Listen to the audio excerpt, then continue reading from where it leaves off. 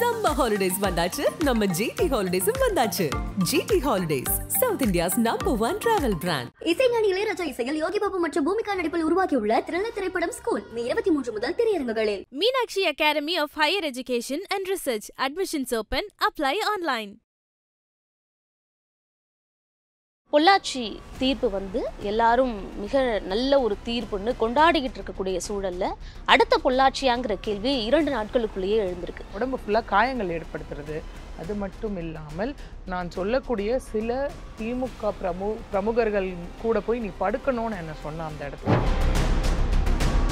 பொதுவாக நமக்கே தெரியும், கிரிட்டிக்கலாக இருக்கவங்கள டிஸ்சார்ஜ் பண்ண மாட்டாங்க இல்லையா? அங்கேயும் அவனோட இன்ஃப்ளூயன்ஸை யூஸ் பண்ணான். என்ன பண்ணான்னா கையில் இருக்க டேட்டோ காமிச்சு என்னை கூட்டிகிட்டு வந்துட்டான்னு சொல்கிறாங்க. ஒரு கையில் வந்துட்டு அன்பில் மகேஷோட டேட்டோ, ஓகே, ஒரு கையில் உதயநிதியோட டேட்டோ. 5 வருஷத்துக்கு ஒரு பொண்ணுன்னு இவன் கணக்கு பண்ணுவான்.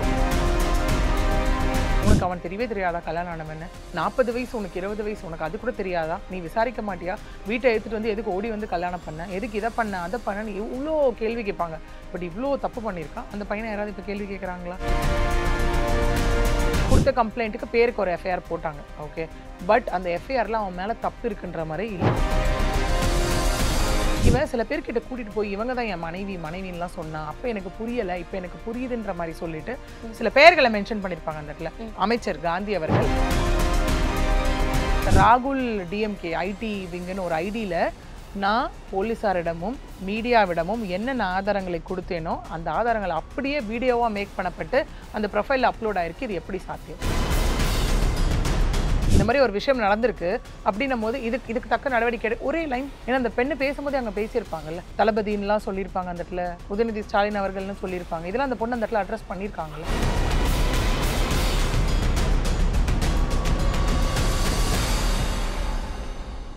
வணக்கம். இன்று நம் நிகழ்ச்சியில் நம்முடன் இணைந்திருப்பவர் வழக்கறிஞர் பிரியதர்ஷினி அவர்கள். மேம் கிட்ட கேட்க நிறைய கேள்விகளும் சந்தேகங்களும் இருக்கு, பேசுவோம். வணக்கம். வணக்கம் மேம். பொள்ளாச்சி தீர்ப்பு எல்லாரும் மிக நல்ல ஒரு தீர்ப்புன்னு கொண்டாடிக்கிட்டு இருக்கக்கூடிய சூழல்ல அடுத்த பொள்ளாச்சியாங்கிற கேள்வி 2 நாட்களுக்குள்ளேயே எழுந்திருக்கு. அரக்கோணத்துல கல்லூரி மாணவி ஒருவர் திமுக இளைஞரணியில பொறுப்புல இருக்கக்கூடிய தெய்வ செயல் அப்படிங்கிறவங்க மேல பிரஸ் மீட் பண்றாங்க. 2-3 பிரஸ் மீட், அதுக்கப்புறம் வீடியோ நிறைய வெளியிடுறாங்க. இது எல்லாம் பண்ணியும் இப்போ வரைக்கும் அவர் மேல என்ன நடவடிக்கை, என்ன எதுவுமே தெரியல. அதை தாண்டி இதுக்கு பின்னாடி இருக்க மர்மம் முடிச்சு என்ன 20 பேர்கிட்ட அவங்க தொடர்பு இருக்கலாம், பொண்ணுங்களை ஏமாத்திருக்கலாம்னு சொல்றாங்க. முதல்ல இந்த வழக்கு என்ன பின்னணி சொல்லிருங்க. ஒரு 3-4 நாளா பெருசா பேசப்பட்டு இருக்க ஒரு விஷயமா தான் இருக்கு. அந்த பெண்ணும் ஓயாம எல்லா இடத்துலயும் எனக்கு மட்டும் இல்லைங்க, இந்த மாதிரி யாரெல்லாம் அந்த தெய்வ செயல்னால பாதிக்கப்பட்டிருக்காங்களோ அந்த பெண்கள் எல்லாருக்குமான நீதி வேணும் அப்படிங்கிற மாதிரி ஒரு விஷயம் பார்க்க முடிஞ்சது. பிளஸ் நம்மளாலே உணர முடிஞ்சது என்னன்னா, ஃபர்ஸ்ட் டே அந்த பெண் ஒரு மீடியா முன்னாடி நின்று எவ்வளோ கான்ஃபிடன்ஸ் இருந்ததோ இன்னைக்கு அப்படியே உடஞ்சதை நம்மளால பார்க்க முடியுது அந்த இடத்துல. ஏன்னா ஒரு பெண்ணுக்கான நீதி கிடைக்காதா, ஒரு பெண்ணுக்கு எனக்கு இருந்த கான்ஃபிடன்ஸே உடஞ்சு போச்சுங்க அப்படிங்கிற அளவுக்கு அவங்க பேசுறாங்க. ஏன்னா இன்சிடென்ட் என்னன்னு பார்த்தோன்னா, இது எங்கேயோ நடந்த ஒரு விஷயம் கிடையாது, ஓகே, ரியல் லைஃப்ல நிறைய இந்த மாதிரி நடக்கிற ஒரு விஷயமா தான் அது இருந்துட்டு இருக்கு. என்னன்னா இந்த பெண் இன்னைக்கு வெளியே வந்ததுனால இந்த விஷயம் வந்துருச்சு, ஓகே. இன்னைக்கு இந்த கணவன் மனைவியாக சேர்ந்து இந்த மாதிரி தனக்கு இன்ஃப்ளூயன்ஸ் இருக்குன்னு சொல்லி இந்த மாதிரி பெண்களை டார்கெட் பண்ணி ஏமாத்துற ஆண்கள் இருந்துட்டு தான் இருக்காங்க. ஒரு பக்கம் சில பெண்களும் இருக்காங்க, பட் ஜாஸ்தி இன்ஃப்ளூயன்ஷியல் ஃபேக்டர் பார்த்தோம் அப்படின்னா ஆண்கள் இருக்கக்கூடியதை நம்மளால பார்க்கவே முடியுது. சரி, இந்த இன்சிடென்ட் என்ன ஏது அப்படின்னு பார்த்தோம் அப்படின்னா, அதாவது அரக்கோணத்தில் இருக்கக்கூடிய இந்த இடத்துல ஆட்டுப்பாக்கம் அப்படிங்கிற ஒரு பிளேஸ்ல தான் அந்த பெண் BA ஆர்ட்ஸ் அண்ட் சயின்ஸ் காலேஜில் படிச்சுட்டு இருக்காங்க. படிக்கும் போது இந்த தெய்வ செயல் அப்படிங்கிற பர்சன் அறிமுகமாகிறார் இவங்களுக்கு. அவர் திமுக ஒன்றிய இளைஞரணி துணை அமைப்பாளராக இருக்கார். போஸ்டிங்கில் இருக்கக்கூடிய ஒரு பர்சன், 40 வயசு அவருக்கு. ஓகே, இது இப்படியே போயிட்டு இருக்கு. ஒரு கட்டத்தில் என்ன ஆகுதுன்னா, அந்த பெண்ணை கல்யாணம் பண்ணுறாங்க. ஜனவரி 31, 2025 அப்போ அவங்களுக்குள்ள கல்யாணம் நடக்குது. ஷோலிங்கரில் இருக்க கரிக்கல் கோவிலில் கல்யாணம் நடக்குது. கல்யாணம் நடந்த அப்புறம் அந்த பெண் சொல்கிற ஒரு விஷயம் என்னவா இருக்குன்னா, மார்ச் வரைக்கும் life was good, okay, but ஆனால் அப்பயும் அவன் மிரட்டி தான் கல்யாணம் பண்ணிக்கிட்டான். கல்யாணத்துக்கு எங்கள் அப்பா அம்மாவே வரல. ஏன்னா இன்றைக்கி நிறைய பேர் என்ன பண்ணுற விஷயமா இருக்குது, ஓவராக லவ் பண்ணிட்டாங்கன்னா காமன் ஒரு ஃபேக்ட் என்னவா இருக்குன்னா, ஒன்று நான் செத்துருவேன்னு மிரட்டுறது, இல்லைனா உன் குடும்பத்தை உன்னை காலி பண்ணிடுவேன்னு மிரட்டுறது. அந்த மாதிரி கூட இந்த பெண் நீங்கள் நினச்சிருக்கலாம் இல்லையா? ஸோ அந்த மாதிரி இந்த பெண் சொல்கிறாங்க, எங்களுக்கு கல்யாணம் ஆயிடுச்சு, பட் கல்யாணம் ஆனோடனே மார்ச் வரைக்கும் லைஃப் நல்லா போச்சுங்க, அதுக்கப்புறம் என்னை உடம்பு ஃபுல்லாக கடிச்சு வைக்கிறது, உடம்பு ஃபுல்லாக காயங்கள் ஏற்படுத்துறது, அது மட்டும் இல்லாமல் நான் சொல்லக்கூடிய சில திமுக பிரமுகர்கள் கூட போய் நீ படுக்கணும்னு என்ன சொன்ன அந்த இடத்துல. அதுதான் எனக்கு ஒரு கட்டத்துக்கு மேலே டார்ச்சர் அதிகமாகி ஏப்ரல் 2 அன்னைக்கு நான் தூக்க மாத்திரை சாப்பிட்டுட்டேன், சூசைட் அட்டெம்ப்ட் நான் பண்ணிட்டேன் அப்படிங்கிற விஷயமா இருக்குது. சூசைட் அட்டெம்ப்ட் பண்ணோன்னே என்ன பண்ணியிருக்காங்க அப்படின்னா, ஃபர்ஸ்ட் அரக்கோணம் கவர்மெண்ட் ஜிஹெச்ல வச்சிருந்திருக்காங்க. அதுக்கப்புறம் மேல் சிகிச்சைக்காக திருவள்ளூர் கவர்மெண்ட் ஜிஹெச்க்கு வந்து அங்க கூட்டிட்டு போயிருக்காங்க. கூட்டிட்டு போயினதுக்கு அப்புறம் இன்னொரு விஷயமும் அந்த பெண் அங்க ரொம்ப அதிர்ச்சியா ஒரு விஷயம் சொல்லியிருப்பாங்க. என்னன்னா, அந்த சம்பவம் நடக்குது, நான் ஹாஸ்பிட்டல்ல இருக்கேன், அன்னைக்கு என்னை வந்து ரொம்ப வலுக்கட்டாயமா ட்ரீட்மெண்ட் கூட பார்க்க விடாம வீட்டுக்கு கூட்டிட்டு வந்துட்டான். அந்த ஹாஸ்பிட்டல்ல கூட என்ன பண்ணானா, பொதுவா நமக்கே தெரியும் கிரிட்டிக்கலா இருக்கவங்கள டிஸ்சார்ஜ் பண்ண மாட்டாங்க இல்லையா? அங்கேயும் அவனோட இன்ஃப்ளூயன்ஸை யூஸ் பண்ணான். என்ன பண்ணானா, கையில இருக்க டாட்டூ காமிச்சு என்ன கூட்டிட்டு வந்துட்டான்னு சொல்றாங்க. ஓகே, ஒரு கையில வந்துட்டு அன்பில் மகேஷோட டாட்டூ. ஓகே. ஓகே, ஒரு கையில வந்து உதயநிதியோட டாட்டூ. ஓ, அந்த டாட்டூ ஹாஸ்பிட்டல்ல காட்டி மிரட்டி கூட்டிட்டு வந்துட்டாங்க. ஆமா, நான் இந்த மாதிரி திமுக இதுல இருக்கேன், நான் இவ்வளோ இன்ஃப்ளூயன்ஸ்டான பர்சன், இது வந்து குடும்ப பிரச்சனை, நாங்க பேசி தீர்த்துக்கிறோம், நீங்க அனுப்புங்க அப்படின்னு சொல்லி. இல்லைன்னா என்ன இருக்கும், ஒரு ஏஆர் போட்டிருப்பாங்களா, போலீஸ்க்கு இன்ஃபார்ம் பண்ணப்பட்டிருக்குமா? ஒருத்தரால ஒருத்தவங்க உயிரையே மாச்சுக்கிறாங்க அப்படின்னா, மாச்சுக்க ட்ரை பண்றாங்கன்னா, அப்ப அது எவ்வளவு பெரிய குற்றம் இந்த இடத்துல. ஒரு பக்கம் சொல்லலாம் சூதாட்டம் பண்றதே முதல்ல கிரைம்னு, பட் யார் அதை பண்ண வைக்கிறா, யாரால அதை பண்றாங்க அப்படிங்கிற ஒரு விஷயம் இருக்கு இல்லையா? ஸோ அன்னைக்கு நைட்டு கூட்டிட்டு வந்து திரும்ப செக்ஸ் டார்ச்சர் ஆரம்பிச்சிட்டான் அப்படிங்கிறது அந்த பொண்ணோட ஸ்டேட்மெண்ட்டாக இருக்குது. அதுக்கப்புறம் அந்த பொண்ணு சொல்கிற விஷயம் இன்னும் மேலே மேலே அதிர்ச்சியாகிற ஒரு விஷயமா தான் இருக்குது. நான் மட்டும் இல்லைங்க, இந்த மாதிரி 20 பெண்கள் பாதிக்கப்பட்டிருக்காங்க. ஓகே, கூடவே 5 வருஷத்துக்கு ஒரு பொண்ணுன்னு இவன் கணக்கு பண்ணுவான். இந்த மாதிரி 5 வருஷத்துக்கு ஒரு பொண்ணு. ஸோ லைஃப்பில் இந்த மாதிரி ஏமாத்துறது, இந்த மாதிரி எல்லாருக்கும் இரையாக்குறது, இந்த மாதிரி விஷயங்களை வந்து அவன் பண்ணுவான் அப்படிங்கிற மாதிரி அந்த பொண்ணு சில விஷயம் சொல்லியிருப்பாங்க. சொல்லிட்டு அவன் எந்த அளவுக்கு என்னை மிரட்டினான் அப்படின்னா, உங்க அப்பாவுக்கு ஆல்ரெடி ஆப்ரேஷன் 2 ஆப்ரேஷன் ஆயிருக்குல்ல, இப்போ 3வது ஆப்ரேஷன் நடக்க போகுது இல்லையா, ஆப்ரேஷனுக்கு பதிலாக வயிற்றுல கத்தியை குத்திட்டா நீ என்ன பண்ணுவ? ஓகே, அப்படிங்கிற மாதிரியும். எனக்கு பெருசாக பேக்ரவுண்ட் இல்லைங்க, பேக்ரவுண்ட் இருக்கவங்களா இருந்தால் அவனை எதிர்த்து கேள்வி கேட்டிருப்பாங்க, பேக்ரவுண்ட் கிடையாது. ப்ளஸ் எனக்கு ஹெல்ப் பண்ணுறேன்னு சொல்லி அட்வொகேட்ஸ்னு சிலர் வந்தாங்க, அவங்களுக்கும் நான் 30,000 ரூபா பணம் கொடுத்தேன். கடைசியில் தான் தெரிஞ்சது அவங்க வந்து நிஜமா பொய்யான்னு எனக்கு தெரியல, அதுவும் அவன் செட் பண்ண ஆட்கள், எனக்கு அவங்களும் ஹெல்ப் பண்ணல, அவங்க கூட போய் சேர்ந்துட்டாங்க அப்படின்னு சொல்லி அவங்க நிறைய விஷயம் இங்கே சொல்லியிருப்பாங்க. அடுத்த கட்டமாக இவங்க என்ன சொல்லியிருப்பாங்க அப்படின்னா, இப்போ திரும்ப இந்த சொசைட்டி எப்படி தெரியுமா இருக்கும், அந்த பெண்ணுக்கிட்டே போய் கேள்வி கேட்குற மாதிரி இருக்கும். இதான சொசைட்டி இந்த விஷயத்துலையும் பண்ணுச்சு ஆக்சுவலி இல்லையா?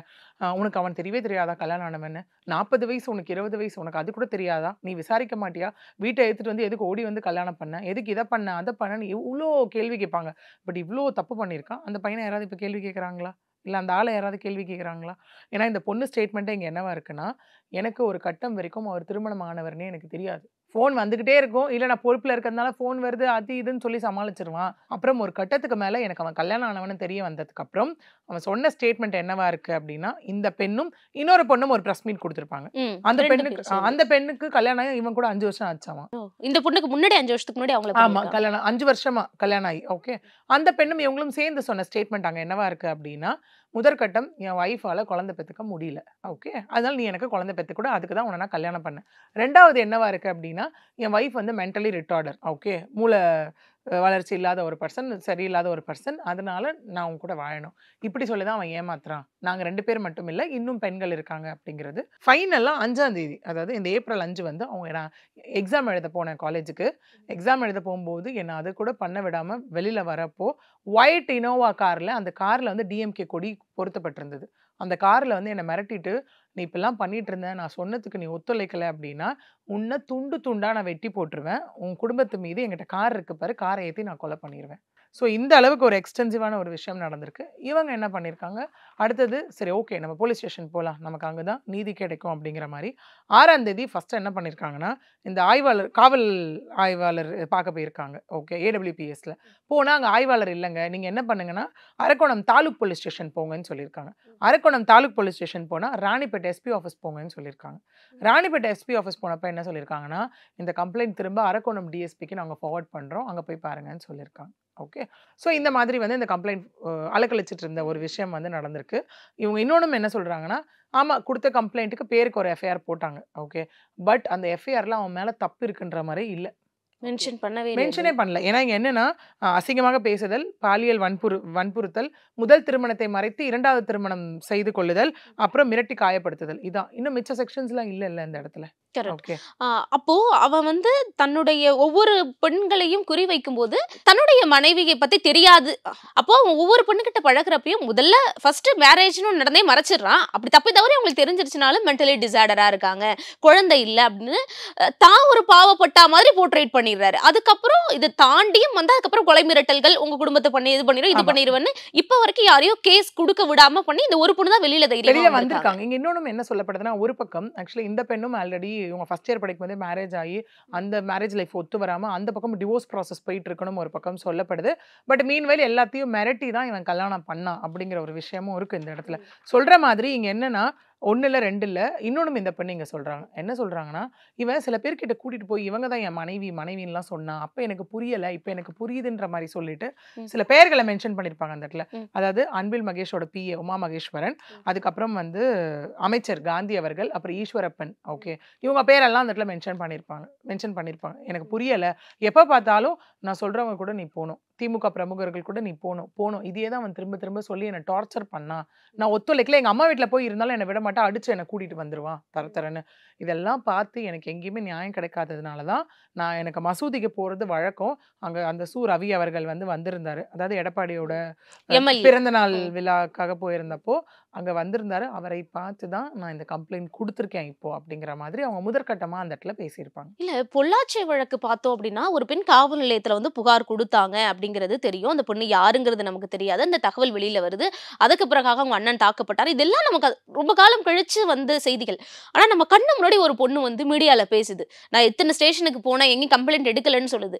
அதுக்கப்புறமும் அதை தாண்டி ஒன்றும் இல்லைங்கிறப்போ ஒரு எம்எல்ஏ, எதிர்கட்சி எம்எல்ஏ பார்த்து பேசுறாங்க. அதுக்கப்புறம் ஒன்றும் இல்லை, டிஜிபி ஆஃபீஸ்க்கு போய் கம்ப்ளைண்ட் கொடுத்தாலுமோ எதுவுமே நடக்கல அப்படின்னு இவ்வளோ ஒரு ஆதங்கத்தோடையும் அதிருப்தியோடையும் இருக்கிறாங்க. அப்படிங்கிறப்போ ஏன் எந்த ஒரு நடவடிக்கையும் எடுக்கலங்கிற ஒரு கேள்வி வருது. கண்டிப்பா, ஏன்னா இந்த பெண் இன்னைக்கு சொன்ன விஷயம் வந்து ரொம்ப உருக்கமான ஒரு விஷயமா இருந்தது.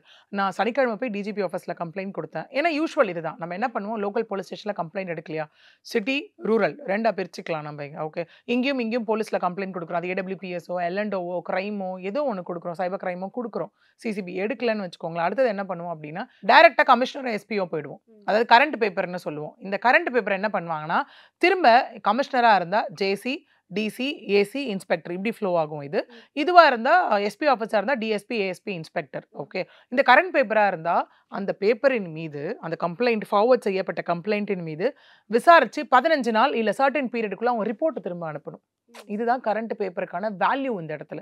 ஏன்னா இந்த பெண் சொல்ற விஷயமே என்ன இருக்குன்னா, இது இவ்வளோ DGPயே பார்த்து நான் கம்ப்ளைண்ட் கொடுத்துட்டேன். கொடுக்கும்போது அங்கே ஸ்ரீநாத்னு ஒரு CBCID ஒருத்தர் இருந்தாரு. அவர் வந்துட்டு போமா கண்டிப்பா FIR போடப்படும்னு எனக்கு அஷூரன்ஸ் கொடுத்தாரு அந்த இடத்துல. 3 நாள் ஆச்சு. இன்னைக்கு காலையில விட சனிக்கிழமை கொடுத்தேன்னா 48 மணி நேரம் முடிஞ்சிருச்சு, 3 நாள் ஆயிடுச்சு. பட் இங்க என்ன நடக்குது அப்படின்னா, நோ CSR FIRம் ஆல்டர் பண்ணல இது வரைக்கும். அதை தாண்டி DGP சொன்ன மாதிரியும் எதுவும் நடக்கல. விஜயலட்சுமி அப்படின்னு ஒரு காவலர் ஒருத்தவங்க வந்து வந்தாங்க வீட்டுக்கு. காலைல 11 மணிக்கு வந்தாங்க. இன்னைக்கு காலையில செவ்வாய்க்கிழமை இன்னைக்கு போட்ட வீடியோ அப்ப நேத்தா இருக்கலாம். ஓகே, இல்ல நேத்தா முந்தானேத்தா இருக்கலாம். ஓகே, சோ வந்துட்டு 11 மணிக்கு அவங்க வந்தாங்க. வந்துட்டு 4:30 மணில இருந்து 7 மணி வரைக்கும் ஸ்டேட்மெண்ட் போச்சு. ஓகே, இது போற டைம்ல ஜாஃபர் சித்திக் DSP என்ன பண்ணாருன்னா 5:30 மணி போல வீட்டுக்கு வந்தாரு. ஸோ எல்லா போலீஸ் அஃபிஷியல்ஸும் வராங்க, சுற்றி ஃபோட்டோ எடுக்கிறாங்க. திரும்ப எங்கிட்டயே வந்துட்டு நான் என்னவோ அக்யூஸ்ட் மாதிரியும், அக்யூஸ்டை விட்டுட்டாங்க, அவன் ஜாலியாக வெளில சுற்றிட்டு இருக்கான். ஏன்னா இந்த சொசைட்டி திரும்ப பெண்கள் அப்படி தானே கொடுமைப்படுத்துறாங்க. நிறைய பெண்கள் வெளியில் லைக் வராமல் இருக்கிறதுக்கான காரணம் அது தானே. பாதி அவங்க அதுலேயே நொந்துடணும், ப்ராசஸ்லேயே வரணும், வந்து அதுக்கப்புறம் எல்லா மெடிக்கல் செக்அப். ஓப்பனாக சொல்லணும்னா, யாராவது ஒருத்தர் உன்னை ரேப் பண்ணியிருக்கான்னு சொன்னால் கூட அந்த பெண்ணை தான் மெடிக்கல் செக்கப்புக்கு ஃபஸ்ட்டு உட்படுத்துவான். இந்த விஷயம் நடந்திருக்கா இல்லையான்ற ஒரு விஷயம், அப்புறம் தான் அவனை கூப்பிட்ற ஒரு விஷயம்லாம் இருக்கும் அந்த இடத்துல. ஓகே, ஸோ அதுக்கப்புறம் தாண்டி ஸ்டேட்மெண்ட்டை தாண்டி ஆர்கியூமெண்ட்டு, கிராஸில் அப்படியே கேட்பாங்க எல்லா கொஸ்டின்ஸும். அந்த இடத்துல எல்லாமே சொல்லி தான் ஆகணும். அந்த இடத்துல இவ்வளோ விஷயங்களை யோசிச்சு தான் சில பேர் மிரட்டவும் செய்கிறாங்க. இதெல்லாம் வந்து அவனை அசிங்கப்படுத்திடுவேன், நீ வரக்கூடாது அப்படின்லாம் நிறைய விஷயங்கள் நடக்கிறத நம்மளால பார்க்க முடியுது. இதெல்லாம் இல்லை, நீங்கள் வந்து கண்டிப்பாக குற்றம் செஞ்சவனுக்கு தண்டனை கிடைக்கணும்னா நீங்கள் வாங்கன்னு கவுன்சிலிங் கொடுத்து வர வச்சதோட ரிசல்ட் தான் பொள்ளாச்சி கேஸ். சிபிஐ வந்து எல்லாரும் வந்து ப்ரைடா சொன்ன விஷயம் என்னன்னா, அந்த 8 பேர் வந்து பிறல் சாட்சியாவும் மாறலன்னா சிபிஐ அவ்வளோ பாதுகாப்பா அவங்களை வச்சுக்கிட்டாங்க. வெளியில அவங்களை வந்து எந்த லீக்கேஜும் வரல.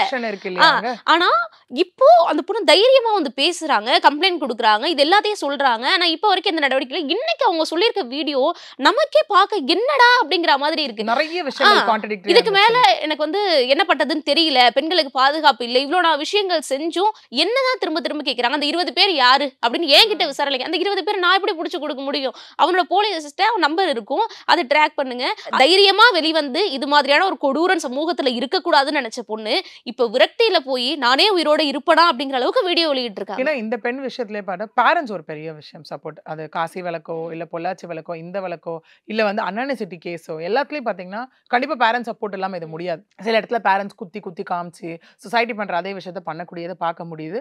அதனாலதான் நிறைய பெண்கள் அவங்க வாழ்க்கையை முடிச்சுக்கிற ஸ்டேஜ் அளவுக்கு போறாங்க. பட் இங்கேயும் பேரண்ட்ஸ் அதை புரிஞ்சுட்டு கூட நிக்கிறாங்க. ஏன்னா அந்த எம்எல்ஏ கிட்ட பேசும்போது அவங்க அம்மா அவங்க அப்பா பேசக்கூடியதெல்லாம் நம்மளால கேட்க முடிஞ்சது அந்த இடத்துல. ஓகே, ஏன்னா இந்த பெண் சொல்றது அதுதான். டிஎஸ்பி வராரு, வந்த உடனே வந்துட்டு நான் 20 பெண்கள்னு சொல்லும் போது நம்பர் கொடு, யாருன்னு சொல்லு அப்படின்னா அது ஏன் வேலை கிடையாது. இருக்கவங்களை புடிச்சிட்டு வந்து கையில கொடுக்கறதுனா அப்ப போலீஸ் எதுக்கு? அவங்க தானே தேடி கண்டுபிடிக்கணும் அந்த இடத்துல. ஒண்ணு. ரெண்டாவது என்ன அப்படின்னா, இன்னொன்னு நான் விஷயம் சொன்னேன். அந்த ராகுல் டிஎம்கே ஐடி விங்குன்னு ஒரு ஐடியில நான் போலீசாரிடமும் மீடியாவிடமும் என்னென்ன ஆதாரங்களை கொடுத்தேனோ அந்த ஆதாரங்கள் அப்படியே வீடியோவா மேக் பண்ணப்பட்டு அந்த ப்ரொஃபைல் அப்லோட் ஆயிருக்கு. இது எப்படி சாத்தியம்? லாஜிக்கான கொஸ்டின் தானே இந்த இடத்துல. அதையும் போய் நான் ஜாஃபர் சித்திக் டிஎஸ்பி அவர்கிட்ட சொல்றப்போ அவர் என்ன கேட்கிறாரு அப்படின்னா, ஓகே அப்படியாமா அந்த அவன் ஃபோன் நம்பர் இருந்தா கொடுன்னு என்கிட்ட கேட்கிறாரு. அப்ப நான் என்ன பண்ண முடியும்? சார் நீங்க தான் சார் இது பண்ணணும். சைபர் கிரைம்ல போய் எங்க அந்த அப்லோட் பண்ணாங்க, யார் பண்ணாங்கன்னு அதை நீங்க பண்ணணும் அந்த இடத்துல. ஓகேவா? அதையும் தாண்டி அந்த பெண் இன்னொன்னு சொல்லியிருப்பாங்க, இவங்க எடுத்த ஸ்டேட்மெண்ட்ல எனக்கு உடன்பாடு இல்லைன்னு சொல்லியிருப்பாங்க. அந்த ஸ்டேட்மெண்ட் வெளியில சொல்லக்கூடாதுன்னு சைன் வாங்கிட்டாங்கன்றது ஒண்ணு. ரெண்டாவது ஸ்டேட்மெண்ட்ல எனக்கு உடன்பாடு இல்லை, ஏன்னா நான் சொன்ன விஷயங்கள் அந்த ஸ்டேட்மெண்ட்ல எழுதவே படல அப்படின்னும் அந்த பெண் வந்து இந்த இடத்துல சொல்லியிருப்பாங்க. அதையும் தாண்டி அவங்க சொன்ன விஷயம் என்ன அப்படின்னா, போலீஸ் கிட்ட எப்ப கேட்டாலும் அவன் அப்ஸ்கேண்ட் அதையே சொல்றாங்க. பட் நான் எங்க போனாலும் அவன் வந்து நிக்கிறானே, அப்ப எப்படி அவன் அப்ஸ்கேண்ட் ஆவான்? காமனாவே பார்ப்போமே, யாரா இந்த மாதிரி அப்ஸ்கேண்ட் ஆகுறாங்கன்னா போலீஸ் என்ன பண்ணுவாங்க? ஃபோனை ட்ராக் பண்ணுவாங்களா? சரி, ஃபோன் ஆஃப் ஏதோ ஒரு லொக்கேஷன்ல அப்படின்னா அதுக்கப்புறம் என்ன பண்ணுவாங்க? சிசிடிவி ஃபுட்டேஜஸ் எடுப்பாங்களா? அடுத்தது என்ன பண்ணுவாங்க? ஒருத்தர் இல்லைன்னா அவங்க குடும்பத்தை விசாரணை வளையத்துக்குள்ள கொண்டு வருவாங்களா? நண்பர்களை கொண்டு வருவாங்களா? சம்பந்தப்பட்டவர்களை கொண்டு வருவாங்களா? இதெல்லாம் ஏன் இங்க நடக்கல? இது எல்லாமே இங்க கேள்விக்குறியா தானே இருக்கு. அந்த பெண் அதனாலதான் அழுது உடஞ்சு அந்த பொண்ணு, எனக்கு அப்போ அவ்வளவு கான்ஃபிடன்ஸ் இருந்தது, இப்ப எனக்கு கான்ஃபிடன்ஸே இல்ல, விட்டா அந்த பொண்ணை நான் எதுக்கு வெளில வந்தேன் அப்படிங்கிற மாதிரி யோசிக்க வச்சுட்டாங்க ஆல்ரெடி. வீட்டை விட்டு வெளியில போக பயமா இருக்குன்னு சொல்றாங்க. ஆமா, ஏன்னா அந்த ராகுல் அந்த ஐடியில டிஎம்கே ஐடிவிங் ஐடியில என்னோட ஃபேஸ் முத கொண்டு வந்துருச்சு. எங்க அப்பாக்கு இப்போ ஆப்ரேஷன் பண்ண உடம்பு சரியில்லை, அவரை கூட நான் ஹாஸ்பிட்டல் கூட்டிட்டு போக முடியாத நிலைமையில ஒரு ரூம்குள்ள நாங்க அடைஞ்சிருக்கோம் இன்னைக்கு அப்படிங்கிறாங்க. அப்போ நான் என்னவோ குற்றவாளி மாதிரி எனக்கு ஃபீல் ஆகுது அப்படிங்கிறாங்க அந்த பொண்ணு. இது பல பாதிக்கப்பட்ட பெண்களுடைய குரலாக தான் இந்த இடத்துல பார்க்க. அப்போ நம்ம கடந்து வந்த பல வழக்குகள்ல தைரியமா அந்த பெண்கள் வந்து ஒரு வாக்குமூலம் கொடுத்ததுனாலதான் இப்படி வந்து குற்றவாளிகளுக்கு தண்டனை வாங்கி கொடுக்கப்பட்டதுன்னு சொன்னவங்க, இது பாக்குறப்போ இதே இந்த நிமிஷம் ஒரு பெண் இதால பாதிக்கப்பட்டிருக்கானா இந்த பொண்ணோட வீடியோ பாக்குறப்ப என்ன தோணும்? வேணாம்ப்பா, நம்ம பொழுது போச்சு, நம்ம அமைதியா இருந்துடலாம், இந்த மாதிரியான மிரட்டல்கள் என்ன பண்ணுதுங்கிற பயம் வந்து திரும்ப பெண்களை முடக்கிதானே போடும். பெண்களுக்கு தானே இந்த சொசைட்டி பேர் வச்சிருக்கு. கருப்பு பெண்களுக்கு தான் இருக்கணும், உத்தமி பத்தினின்லாம் பேர் வச்சிருக்கு. ஆண்களுக்கு அந்த பேர் வைக்கல. இல்ல இன்னைய வரைக்கும் அந்த ஆணை யாராவது குற்றம் சொன்னாங்களா? குற்றம் சொல்ற இடத்துல யாராவது இருக்காங்களா? சில பேர் இருக்காங்க, புரிஞ்சுக்க முடியுது அந்த இடத்துல. ஓகே, பட் பலதரப்பட்ட பேர் இன்னும் வந்துட்டு அந்த பெண்ணு மேல தப்பு. இப்போ இதுவே வந்துட்டு இந்த அரசே வந்துட்டு இப்போ இந்த இடத்துல வந்து ஒரு ப்ரைடா எடுத்துக்கிட்டாங்க. எங்களாலதான் இது சாத்தியமாச்சு, கம்ப்ளீட்டா இந்த ஜட்மெண்ட் வந்ததுக்கு நாங்க தான் காரணம் அப்படின்ற மாதிரி. அப்ப ப்ரொடெக்ஷன், அப்ப என்ன லோக்கல் போலீஸ் ப்ரொடெக்ஷன் கொடுத்தது எல்லாமே நீங்க பேசுறீங்கல்ல அந்த இடத்துல. அப்படி இருக்கும்போது அப்ப இந்த இடத்துல நீங்க எல்லாம் ப்ரொடெக்ஷன் கொடுக்கணும் அந்த பொண்ணுக்கு. ஏன் கொடுக்கல? ஏன் கொடுக்க தவறிட்டீங்க? அந்த பொண்ணு இவ்வளோ பயமா இருக்கு, எங்கிட்ட எல்லாம் அவன் என்ன மிரட்டின ஆடியோ நோட் எல்லாமே இருக்குன்னு அவங்க சொல்றாங்க இல்லையா அந்த இடத்துல. அப்ப நீங்க கண்டிப்பா உங்களுக்கு ப்ரொடெக்ஷன் கொடுக்கணும்னு தானே இப்போ இந்த இடத்துல. இவ்வளோ மிரட்டின அந்த பர்சன்னால அந்த பொண்ணுக்கு எப்ப வேணா இது வேணா நடக்கலாம் இல்லையா? யார் மூலியமா கூட நடக்கலாம் இல்லையா? அந்த பர்சனோட நோன் ஒரு அன்னோன் பர்சனை யாரையாவது செட் பண்ணி ஏதாவது ஒன்று நடக்கலாம் இல்லையா? அப்ப இந்த பெண்ணை கண்டிப்பா பாதுகாக்கப்பட வேண்டிய ஒரு பெண் தானே. இன்னொன்னு, நாளைக்கு இந்த பொண்ணுக்கு இங்க கொடுக்க போற ட்ரீட்மெண்ட் வச்சுதான் மிச்ச பொண்கள் வெளில வராங்களா மாட்டாங்களான்னு தெரியும். ஏன்னா அவங்க சொல்றாங்க 20 பேர் இருக்காங்கன்னு. அப்போ இந்த பொண்ணோட வீடியோ பாக்குறப்போ அதே நபரால பாதிக்கப்பட்ட மத்த பெண்கள் எப்படி தைரியமா வெளியில வரணும்னு நினைப்பாங்க? இந்த அன்அனசிட்டில போய் நின்னுட்டு அது ஏதோ டெக்னிக்கல் கிளிச்சோ ஏதோ ஒரு ரீசன் அது சென்ட்ரல் மேல தூக்கி போட்டாங்க, எல்லாமே இருந்தது அந்த இடத்துல. ஸ்டேட் ஆர் சென்ட்ரலா அங்கேயும் வார் போச்சு. பட் அங்க எல்லாமே இருந்துட்டு நீங்க எல்லா ஐடென்டிட்டி வெளியே கொடுத்துட்டு பாதிக்கப்பட்டவங்க வாங்கினா எப்படி வருவாங்க? வாய்ப்புகளே கிடையாது அந்த இடத்துல. ஏன்னா ஸ்டில் இந்த சொசைட்டிக்கு பயப்படுறது வந்து பெண்கள் மட்டும் தான் பயந்துட்டு இருக்காங்க இந்த இடத்துல. ஏதோ ஒரு விதத்துல இருக்கும், ஏதோ ஒரு லைஃப்குள்ள போயிருப்பாங்க, ஏதோ ஒரு விஷயம் நடந்திருக்கும். அதை தாண்டி நம்ம வெளில வந்து இன்னும் அசிங்கப்படணுமா? ஏன்னா எல்லாமே முடிச்சிட்ட மாதிரி இல்லைன்னு நினைக்கிறாங்க. இதே ஒரு ஆண் வந்து 10 பேர் கூட போலாம், என்ன வேணா பண்ணலாம், எத்தனை பேர் கூட வேணா போலாம், என்ன பண்ணாலும் அவன் ஆண், அவன் அப்படிதான் இருப்பான் அப்படிங்கிற ஒரு விஷயம் அங்க இருக்கு இல்லையா? ஏன்னா பொள்ளாச்சி வழக்குல கூட பாதிக்கப்பட்ட நபர்கள் வந்து இன்னும் இளைஞர்கள் திருமணம் ஆகவில்லை அப்படிங்கிற ஒரு விஷயம். ஏன் காசி விஷயம் என்னாச்சு? கோர்ட்ல உட்காந்து ஹார்ட் வெட்டாலாம் எல்லாருக்கும் அந்த இடத்துல. அது என்ன நடந்தது? நல்லா ஜாலியா ஜம்முன்னு ஒரு மாப்பிள்ள மாதிரி வந்துட்டு போறது என்ன? ஒன்ஸ் அது தைரியம், நான் எவிடன்ஸ் எல்லாத்தையும் அழிச்சிட்டேன், என்ன பண்ணிட முடியும் அப்படிங்கிறது. ஒன்ஸ் அது ரெக்கவரி ஆனதுக்கு அப்புறம் சிபிசிஐடி என்கொயரிக்கு அப்புறம் தானே காசியோட ஆட்டிடியூடே அங்க மாறுச்சு. இதுதான் ஆண்களோட விஷயமாவே இருக்கு இந்த இடத்துல. என்ன பண்ணிட முடியும்? பாத்துக்கலாம், என்ன நடந்துற போகுது பாத்துக்கலாம் அப்படிங்கிற விஷயமா மட்டும்தான் நீங்க இருக்கு. இப்போ இந்த பொண்ணு வந்து பகிரங்கமா வீடியோ வெளியிட்டுட்டாங்க. எஃப்ஐஆர் சிஎஸ்ஆர் காப்பி கூட எனக்கு இன்னும் கொடுக்கல. ஸ்டேட்மெண்ட்லயுமே வந்து சைன் வாங்கிட்டாங்க இது வெளியில சொல்லக்கூடாதுன்னு. அவங்களோட விசாரணை மேலே எனக்கு வந்து நம்பிக்கை இல்ல. எனக்கு வந்து ஏன்டா வெளியில வந்து பேசணும் அப்படின்னு தோண ஆரம்பிச்சிருச்சு. இந்த மாதிரி விரக்தி நிலைக்கு போனதுக்கு பிறகாக இனிமேலாவது காவல்துறை நடவடிக்கை எடுப்பாங்களா? என்ன மாதிரி மூவ்மெண்ட் இருக்கும்? அவரை கண்டுபிடிப்பாங்களா? இல்லனா அவங்க குடும்பத்தை விசாரணை வளையத்துக்குள்ள கொண்டு வருவாங்களா? இந்த மாதிரி ஒரு விஷயம் நடந்திருக்கு அப்படின்னும் போது இதுக்கு தக்க நடவடிக்கை ஒரே லைன் நடவடிக்கை எடுக்கப்படும், இல்ல என்னோட கண்ட்ரோல் கீழே விசாரணை நடத்தப்படும். எதுவுமே இல்லையே இந்த இடத்துல. ஏன்னா அந்த பெண்ணு பேசும்போது அங்க பேசியிருப்பாங்கல்ல, தளபதின்னுலாம் சொல்லியிருப்பாங்க அந்த இடத்துல, உதயநிதி ஸ்டாலின் அவர்கள்னு சொல்லியிருப்பாங்க. இதெல்லாம் அந்த பொண்ணு அந்த இடத்துல அட்ரஸ் பண்ணியிருக்காங்க. அவங்களே சொல்லுவாங்க உங்க ஆட்சி தானே நடக்குது, எங்களை காப்பாத்துங்கன்னு அவங்க கோரிக்கை பெண்களுக்கான நீதியை நீங்க தானே பெற்று தரணும் அப்படிங்கிற மாதிரிலாம் அங்க சொல்லியிருப்பாங்கல்ல. இந்த பெண் வந்துட்டு நம்ம ஒரு காமனாவே நம்ம போகணும்னு வச்சுக்கோங்களேன். இந்த மாதிரி காவல்துறையால எந்தவித நடவடிக்கையும் எடுக்கல அப்படின்னா இமீடியட்டா அவர்கள் நாட வேண்டியது கோர்ட்டை மட்டும் தான். இந்த பெண்ணும் I think she should get some right guidance actually. Okay, so அந்த பெண் வந்துட்டு கண்டிப்பா இந்த மாதிரிலாம் இவ்வளவு விஷயங்கள் நடந்திருக்கு, இவ்வளவு எவிடன்ஸ்லாம் இருக்கு, காவல்துறையினால இவ்வளவு அலக்கழிக்கப்பட்டு இருக்கேன் நான் அப்படின்னு கண்டிப்பா அந்த பொண்ணு கோர்ட்டை நாடலாமே. கோர்ட்டை நாடி ஒரு டைரக்ஷன் பெட்டிஷன் போட்டாலே கோர்ட் வந்துட்டு அங்க ஒரு டைம் டியூரேஷன் கொடுத்து இதுக்குள்ள இதை விசாரிக்கணும், இல்ல அவனை அரெஸ்ட் பண்ணுங்கன்னு வாரண்ட் கூட இஷ்யூ பண்ணலாம்ல அந்த இடத்துல. அதை கண்டிப்பா போலீஸ் என்ன பண்றாங்கன்னு ரிப்போர்ட் கோர்ட்டுக்கு கொடுத்து தானே ஆகணும். அந்த கைட்லைன் அவங்களுக்கு இல்ல. ஏன் இந்த அண்ணா நகர் இஷ்யூல என்ன ஆச்சு? சிறுமி பாலியல் வழக்குல அது சுமோட்டோவா எடுக்கப்பட்டுச்சு. அது போலீஸாரே, அதாவது ராஜி ஒரு இன்ஸ்பெக்டராலே நீங்க என்ன பண்ணீங்கன்னு கேட்கும்போது என்ன சொன்னாங்க? இடமாற்றம் பண்ணிட்டோம்னு சொன்னாங்க. அந்த இடத்துல அவங்க சஸ்பெண்ட் செய்யப்பட்டாங்க. அப்புறம் சுதாகர்னு ஒரு அதிமுகவை சார்ந்தவர் சஸ்பெண்ட் பண்ணப்பட்டாங்க. சதீஷ் அரெஸ்ட் ஆகாத அந்த அக்யூஸ்ட் அரெஸ்ட் பண்ணப்பட்டார். இதெல்லாம் கோர்ட் மூலியமா தான் நடந்தது. அப்ப இதுவுமே அந்த மாதிரி ஒரு விஷயங்கள் கண்டிப்பா மேபி அவங்களை கைட் பண்றவங்க யாரா இருந்தா இந்த மாதிரி அவங்களை கைட் பண்ணாங்கன்னா மேபி அவங்களுக்கான அடுத்த கட்ட சொல்யூஷன் கிடைக்கும் அந்த இடத்துல. இது இன்னும் கொஞ்சம் தீவிரம் எடுக்கணும்னு நினைக்கிறீங்களா? ஏன்னா அண்ணா யூனிவர்சிட்டி கேஸ்ல உடனடியா மாணவர் அமைப்பெல்லாம் மறுநாள் காலையிலேயே அங்க போய் போராட்டம் நடத்தினாங்க. எதிர்க்கட்சிகள் யார் இந்த சாருங்கிற பதாகையோட எங்க பார்த்தாலும் வந்து எதிர்க்கட்சிகள் பாஜக அதிமுக எல்லாரும் போராட்டம் நடத்தினாங்க, கைது செய்யப்பட்டார்கள். அப்போ இங்க அந்த அளவுக்கு அமைப்புகள் மேலேயோ கட்சிகளோ இயக்கங்களோ தீவிரம் காட்டலையா? இது வந்து மேக்சிமம் இப்ப எப்படி ஒரு வேலை பாக்குறாங்களோன்னு எனக்கும் ஒரு பார்வை இருக்கு. அப்படின்னா திருமண உறவு அப்படிங்கிற மாதிரி இதை எடுத்துக்கிறாங்களோ அப்படிங்கிற மாதிரி ஒரு விஷயம் இருக்கு. பட் இந்த திருமணமே ட்ராப் தானே இந்த இடத்துல. ஓகே, இப்போ ஒரு பெண்ணா ஓகே ஏதோ ஒண்ணுங்க எக்ஸ்ட்ரா மேரிட்டல் அஃபேருங்க திருமணம் நம்ம சொல்லலாம். இங்க மறைக்கப்பட்டு திருமணம் நடந்திருக்குன்ற ஒரு விஷயம் வைஃபும் கூட சேர்ந்து வந்துட்டு ஆமா என் புருஷன் இந்த மாதிரி பெண்களை ஏமாத்தி எல்லார்கிட்டயும் அனுப்புற காசுல தான் நாங்க குடும்பமே நடத்துறோம் எங்க மனைவி சொன்னதாகவும் அவங்க ஒரு ஸ்டேட்மெண்ட் கொடுத்துருக்காங்க. ஓகே, ஸோ அதுவும் ஒன்று இருக்கு. அப்படி தாண்டி 20 பெண்களும் இருக்காங்க. அப்போ இது மிகப்பெரிய சீரியஸான விஷயம் தானே. இன்னைக்கு இந்த பர்சன் தண்டிக்கப்படலன்னா இந்த 20 கண்டிப்பா 50 ஆகும். இந்த 50 பொள்ளாச்சி மாதிரியோ காசி வழக்கு மாதிரியோ இல்லை ஆகிறதுக்கு எவ்வளோ நாட்கள் ஆகிட போகுது. ஸோ கண்டிப்பா ரொம்ப சீரியஸா கருத்தில் கொள்ள வேண்டிய ஒரு கேஸ் தான் இந்த கேஸுமே. இப்போ கண்டிப்பா இவ்வளோ நேரம் கேள்விகளுக்கு மிக நேர்த்தியான தெளிவான பதில்களை கொடுத்ததுக்கு நன்றி. சம்மர் ஹாலிடேஸ் வந்தாச்சு, நம்ம ஜிடி ஹாலிடேஸும் வந்தாச்சு. GT Holidays South India's #1 travel brand. இசைஞானி இளையராஜா இசையில் யோகி பாபு மற்றும் பூமிகா நடிப்பில் உருவாக்கியுள்ள த்ரில்லர் திரைப்படம் ஸ்கூல் மே 23 முதல் திரையரங்குகளில். Meenakshi Academy of Higher Education and Research admissions open. Apply online.